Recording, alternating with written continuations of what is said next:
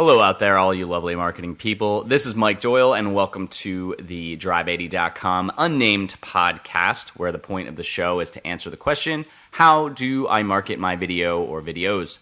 In this episode, I talked to Chris Strom, who owns ClearPivot, a Denver-based company that builds and grows measurable marketing assets that generate nonstop returns to transform digitally fluent marketing directors into heroes.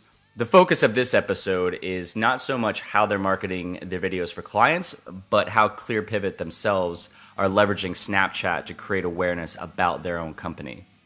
A list of things we talk about in this episode are how to reuse your stories and put them other places outside of Snapchat to market, how ClearPivot utilizes Rev.com to generate captions for the videos, because Rev.com apparently is $1 per minute, so you should check them out.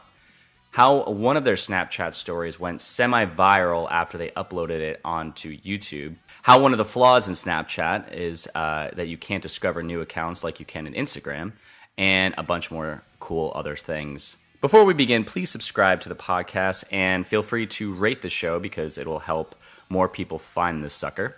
Also, if you are listening on YouTube, please comment below with any questions, like the video, subscribe to the channel, and share this with anyone who will get some marketing value out of it. This episode is brought to you by Experiment 27. They are a services company that works with top mobile app development firms to build out their marketing systems. Most agencies, even ones with multi-millions in revenue, still don't have time to manage their own marketing channels. That's where Experiment 27 steps in. They do everything from cold email outreach to negotiating partnerships with PPC and SEO. And you can check them out at experiment27.com/drive80. One more cool thing about this company is that Alex posts a lot of video on YouTube that basically shows how they do it. And I've got a lot of really good tips on how to do cold email outreach based on his videos, and it's been working really well. So I would definitely check them out. So yeah, here we go. Chris Strom, ClearPivot. Let's dive in. Thank you, Chris, for being on the Drive80 Unnamed podcast. So do me a favor and just introduce yourself. Sure thing, Mike. My name is Chris Strom, and I'm the founder of a marketing agency called ClearPivot in Denver, Colorado. We started back in 2009, and originally we were just doing straight up web design and development, just building sites for people. And then about a year into it, we realized, what people actually, design development is okay and it's important and you need to do it. But the main thing that our clients actually wanted was using their websites to market their companies and to grow their companies. And so about a year into it, we decided to shift our focus from just straight design development over to focusing on digital marketing. So nowadays, probably about 90% of the work we do is marketing work, and it's primarily we work primarily with our clients on a retainer basis, where we scope out a particular package of production that we're doing for them, and then we implement it. The packages are usually a combination of new blog content, new web pages and landing pages, downloadable ebooks, infographics, social media content, email campaigns, and then advertising campaigns on Google and Facebook. Usually some combination of those, and then tracking all the analytics on it, and walking through that with the client every month, and we execute that on an ongoing basis, month after month. Cool, man. Now, Chris is an interesting guest because typically the guests we have on, they are actually making video content for their clients, and then they're using strategies to get that content out there for their clients. In Chris's case, they're actually utilizing video content on their own to market ClearPivot, and one of the things when I reached out to Chris, because I met Chris through the Wistia partnership program, which a bunch of my guests recently have been from, and he reached back and said, yeah, I could speak to how we're utilizing Snapchat, which I thought was a great topic because I haven't interviewed anybody yet who's really where we've actually kind of did a deep dive into Snapchat about the why it's so useful and how you can actually market through it. I personally don't use Snapchat at all, so this is going to be kind of interesting because I'm going in completely blind since I honestly don't even know what the interface looks like. I just see the Snapchat ghost or whatever it is logo all over the place, because I use Instagram stories or Instagram instead, and that's been really powerful for me. So Chris, why, out of all the avenues you've used, why do you kind of, what made you think to utilize Snapchat to gain some, to get some exposure for your business? Sure. We started being really serious about it about a year ago, early 2016. We were seeing the user growth of the platform go up quite a bit. It was starting to kind of enter kind of the national conversation at that point. And it was also, so we were intrigued by that, and we were also really intrigued about how it was a video native platform right from the start. And we knew we had also wanted to start doing some more video as well. And we had done, we've done some video too, where with higher production values, where we pull out the DSLR and the lavalier mic, and then we edit it and add music and everything in Adobe Premiere. But we're also looking for ways we could more quickly and easily get up more off-the-cuff sort of video. Mm-hmm. And so we found Snapchat actually works really good for doing that. We can put together a little story on it and do it in 20 minutes or so, and do it about twice a week. So those are some of the reasons we decided to jump in and start trying out Snapchat. What are some things where you started doing it and you were like, wow, this video actually seems to get a lot of engagement, or this is just something that we've utilized consistently when we're marketing ourselves through Snapchat? In terms of like maybe subject matter or presentation or things like that? Yeah, like I've noticed that in Instagram stories, I'll post random things through my day, or because I love Instagram stories because it's such fast content. I'll wake up and I'll be like, crap, all the content from the last 24 hours is deleted. I've got nothing. Within my 2-block walk to my office, I can have about 5 stories up in a second. I can say, here's where I get coffee, and I can tag my favorite coffee shop, and I can say, like, here's my walk to work, this is what I'm thinking in my head as I'm going there, just do my business, and I'll do some funny things. And when I get to the office, I'll open up my computer and start doing snapshots of the interface of an animation that I'm doing. So it just floods my story with all of this content, and I'll replicate that. I'm saying, you know what, I should really do a lot more of the screenshots of animations, but I don't want to overdo that, so I want to also have my the personal side of running a business in there. So for you, how do you tell your stories? Is there like a certain formula that you're using? Yeah, good question. And that's the way you described, both for Instagram stories and for Snapchat stories, is generally how most people use it, where they just do quick snaps throughout the day, and they're not necessarily related to each other. It's more of like just a live blog almost of their life. So we're actually a little more intentional about that. We actually, when we make a Snapchat story, we usually choose one particular topic, and then we intentionally talk about that topic in particular. So it's not as in-depth as doing like more high-end video where we're like scripting it out and everything, and maybe even rehearsing. We're not going that far, but it's a little more intentional or it's a little more focused in the subject matter than just kind of like a live blogging approach. So like for instance, yesterday we put up a Snapchat story where our teammate Danielle talks a little bit about some of the new Facebook features that have come out. Okay. So yeah, she or previously we've talked about how we do our analytics, or talked about what's our process for brainstorming subject matter, or other news things, talking about new developments. But we'll choose a particular topic, and then we'll make the whole story around that topic in particular.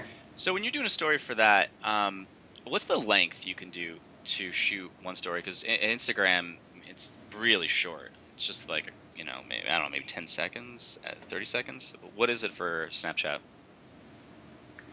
The maximum length per snap, Yeah. or in more traditional terms, maximum length per shot, is 10 seconds per shot. Okay. Can't go any longer than that. So when you're kind of breaking down, now, like, what did you talk about yesterday with, you were talking about Facebook's, what were you talking about with Facebook? How they're doing stories? Yeah, specifically yesterday we did a Snapchat story about how Facebook stories is imitating Snapchat stories. Yeah. Gets a little bit meta. Yeah. Yeah, I saw a lot of people were posting about that. Sometimes, I mean, a lot of times I'm getting my news when something breaks on Facebook now. Someone will either post, "I'm okay," and then they'll tell me that some kind of event just happened somewhere, or they'll just bitch about Facebook, which I find it funny because everyone's utilizing a free service to keep in contact with other people and businesses are growing, yet they bitch about Facebook all the time. But it is funny. I mean, Facebook obviously understands the power of stories, considering that they own Instagram and they added it there. So now they'll be using it on their platform. Were there any things in particular that Facebook had stated that they're going to mimic from Snapchat? Almost everything. Really? Basically, yeah. There's pretty much no feature of Snapchat that Facebook hasn't cloned and imitated and put in one of their apps at this point. It's amazing. It's kind of ridiculous, actually. They cloned it in Instagram first, of course, like Then they cloned it and put it in WhatsApp, believe it or not. Oh, really? Then about 2 weeks ago, they cloned it and even put it in Facebook Messenger. And then today they put it in the Facebook main app. It's pretty crazy, actually. People would call it desperate, except it actually kind of seems to be working. I mean, it's kind of, at least in Instagram's case, and the other platforms are too new. Yeah, I mean, I think it's also the demographic. It's a feature of different demographics. I think older generations. I remember my little sister. She just turned 21, and I think about until a year ago, she would consider Facebook the old person's app or playground or whatever. And then Instagram, she would say the same thing. But I'm seeing that she's posting. I know she's using Snapchat like crazy, but she's posting a little bit more in Facebook and Instagram. But my age group, which is late 30s, we're flooding it all the time. So I think Facebook's seeing that. All right, there's this giant demographic of the mid to late 30s and up who are using Facebook. They want this feature to keep in front of people, so we should really tap into that. Yeah. I'm in about my mid 30s too, so I grew up with Facebook. It came out while I was in college. Wow. That's funny. You say it was your cousin? No, my sister, my little sister. Oh, your sister. Yeah. She even considers Instagram to be kind of a older person's place? Yeah, she's posting more in it, but she usually doesn't do any stories and stuff. And you'll see that also is a thing where stories, I think the younger generation, they are sticking with Snapchat for stories, and then Instagram will be one post, every other day, or every couple days, or once a week or something. And then the older generation, like, they're just like consistently posting it. So you can see that trend, and that's where I think people are saying, all right, well, this is where we can tell where people are utilizing this based on their activity. Now, are they all getting the same aspects of all the other apps that are popular? Let's incorporate that there.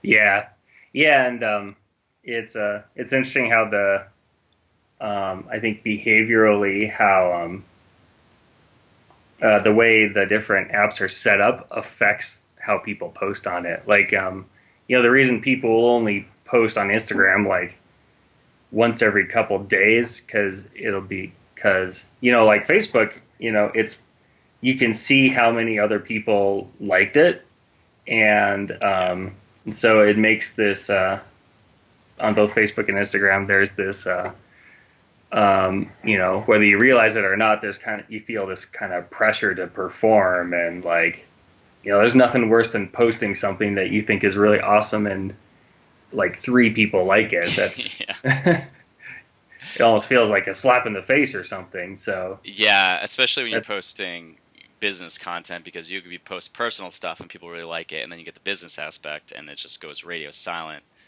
But actually, speaking of Facebook, because they have Facebook Live, Snapchat, do they have a live setting in there? Because Instagram has started doing that. I don't think so. Yeah. I don't think they've done like straight up live video yet. So you mentioned before we started talking that you'll take, like, how can you extend the content from Snapchat if you're doing a story from the day, or if you have an entire day where you're like, that was really good content because we talked about, let's say yesterday, we talked about Facebook launching stories, and then you kind of go through the whole day or a couple stories of just posting about that. Can you take that content and use it anywhere else besides Snapchat?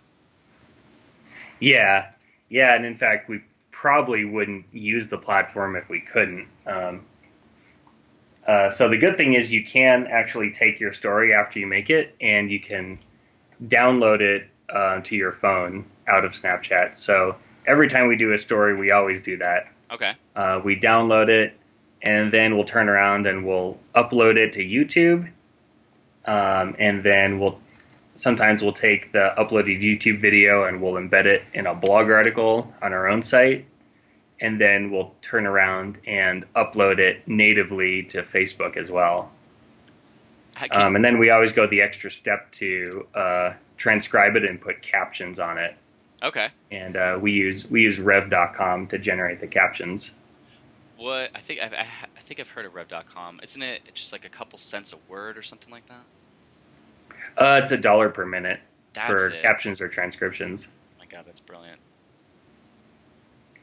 Yeah, so so it's great. A lot of times we'll average around on Snapchat natively. We'll average around 30 people or so watching through the end of the story, and then it disappears forever. Yeah. We're not just like, snapping random stuff. We see throughout the day where we are a little more intentional about our subject matter and planning it out. So we really appreciate that.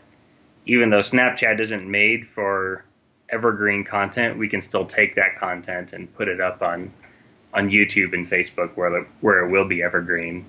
And then, it kind of, we get more exposure from there. In fact,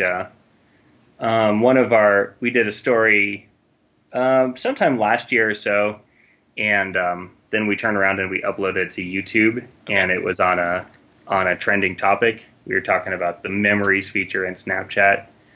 And then when we turned around and put it on YouTube, it went a little bit viral because everyone was searching for Snapchat memories, and we were one of the first pieces of content on it. And so then on YouTube, it got about 2,000 views in about 48 hours. Holy crap.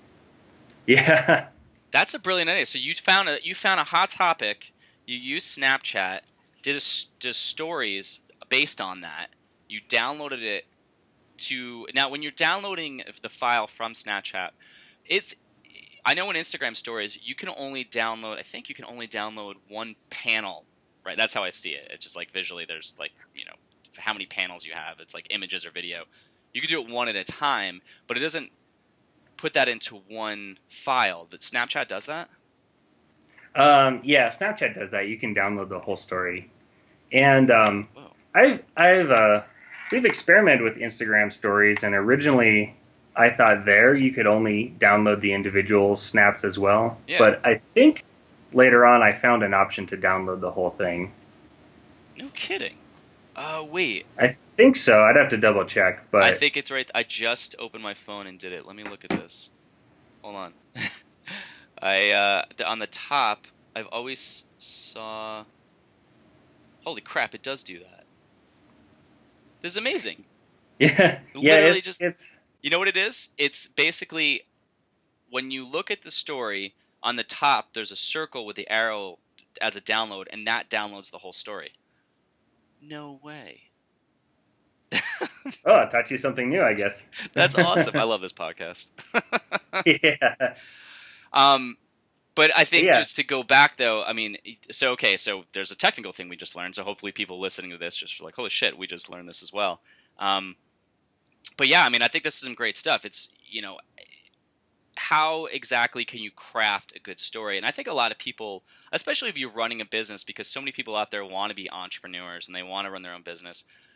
From my aspect, I like to show people the frustrations I have with owning a business. So I like to add a real life perspective where there's some emotion involved in it, where sometimes I'll get on Snapchat and I'll say, this is the face of someone doing cold calls right now, and I just look miserable. And I think some businesses, they don't want to be that transparent about how much it sucks sometimes, like how much you don't want to get out of bed sometimes and actually go do it.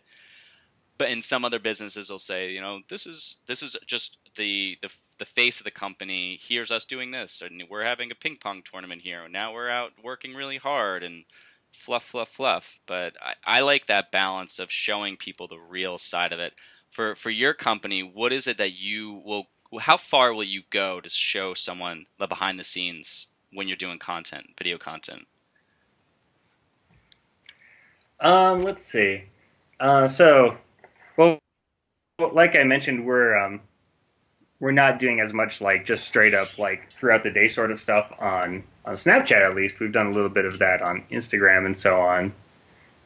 Usually we're trying to choose some sort of subject matter that's informative and or aiming to teach someone something. Yeah. But I think just having Snapchat in general, where our customers and other people who know us can follow us and see us in person. Even just that alone gives us makes us a lot more personable, because almost no other companies are doing it, really. Yeah. Everyone's so scared of that. Like, oh, what if my hair doesn't look good? Or, oh gosh, I gotta go, touch up my makeup first, and give me an hour and then I'll be back and I'll do it. And let me tidy up my office first. And all these things like that basically means almost nobody actually, is willing to even show themselves on camera. Right. Oh, what if my voice sounds funny or whatever? Yeah, I respect that more. I like when people show the rawness of things. But again, that's like a personal preference just for myself. But actually, on that too, for your Snapchat, do you have your business account and a personal account, or do you just have a business account and not a personal for yourself? I do have a personal account as well. One thing that's kind of annoying is you can't be signed into multiple accounts at the same time. Okay. Like on Instagram, I'm signed into like 3 different accounts. And then I can just flip between business and personal and some other stuff. Right.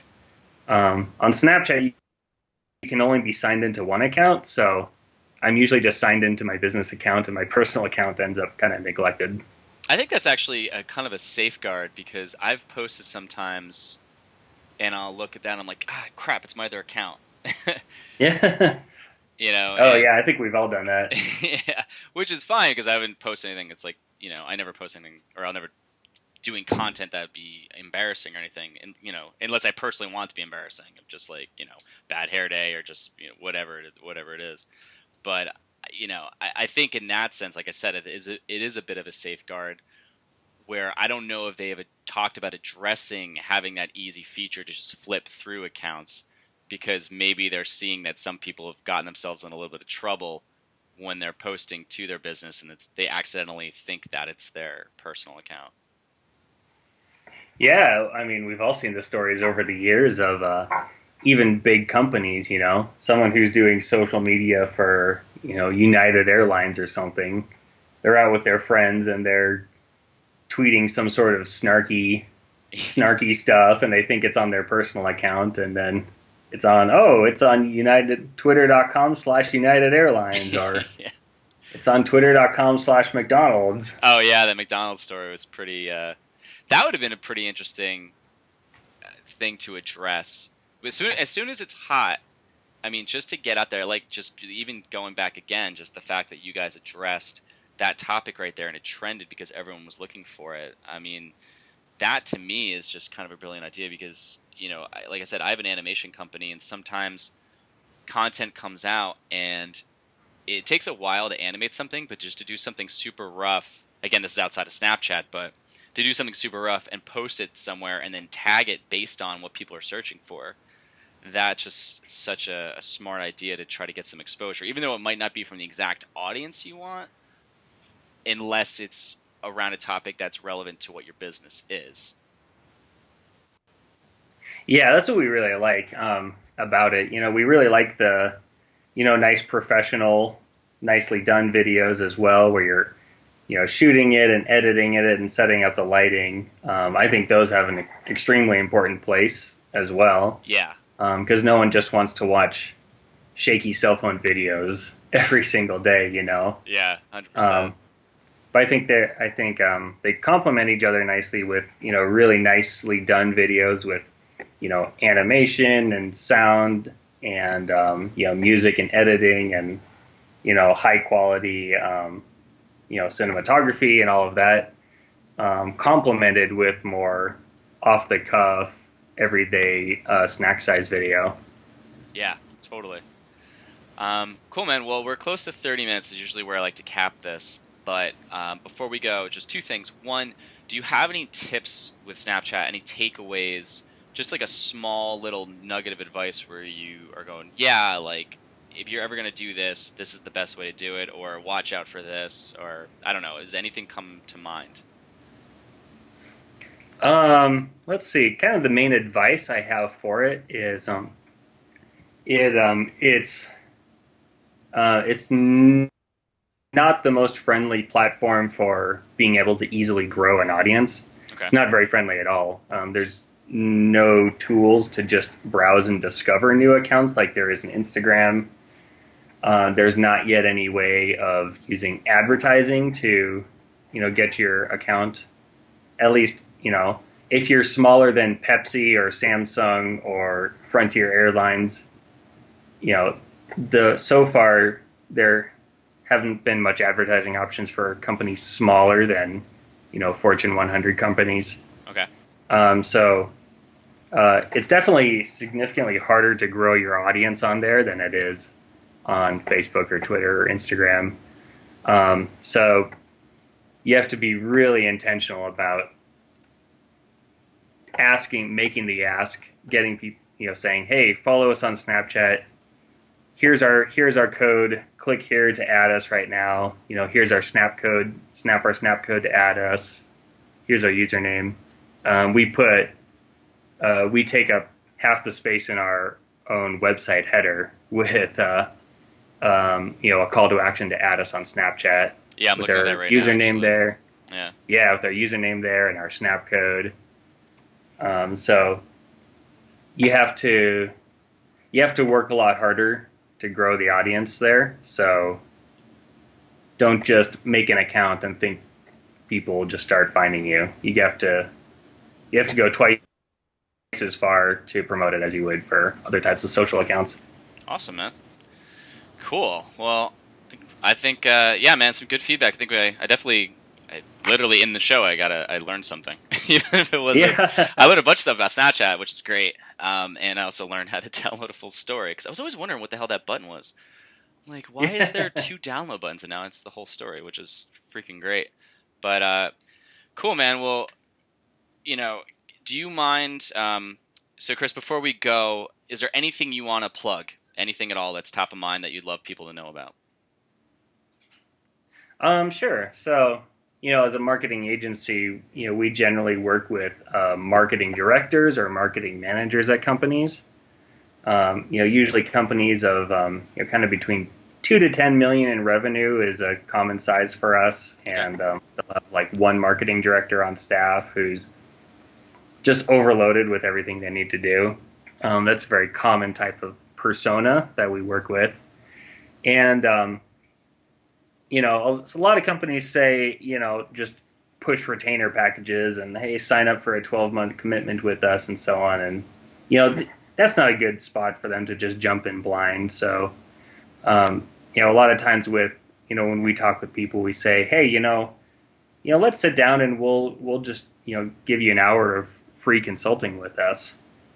And it's not just going to be, hey, we'll give you a free audit and then we run it through some automated tool and then insults you and say, oh, look at all these things you're doing wrong. But no, we'll sit down with you and we'll spend an hour or so, just having, an actual conversation with you and, sharing our opinions on maybe there's some things that can be improved, but, sometimes there's a lot of things that, someone's doing that we think is the right thing to do too. And, they just need someone to back them up and tell them that. And so, we'll share what we think looks like is going right and that they should, continue doubling down on as well.